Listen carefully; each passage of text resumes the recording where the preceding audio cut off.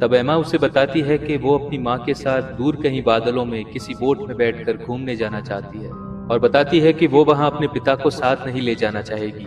क्योंकि वो उसकी माँ को खुश नहीं रखते। सारा अपनी बच्ची के मुंह से ऐसी बात सुनकर थोड़ी मायूस हो जाती है,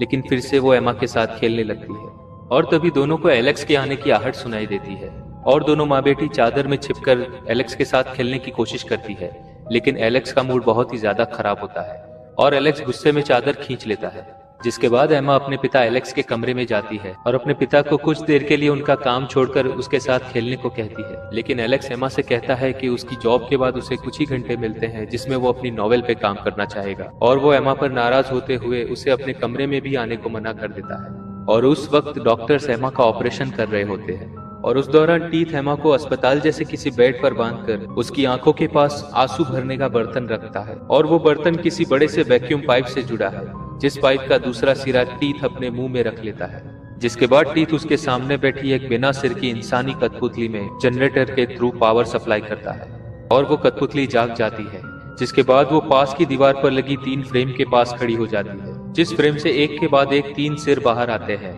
और वो एमा को अपना नाम 3 बताते हैं। जिसके बाद 3 यानी कि वो कठपुतली एमा को एक राजकुमारी की कहानी सुनाती है, एक ऐसी राजकुमारी जो अपने ही महल में कैद है, जिसे बाहर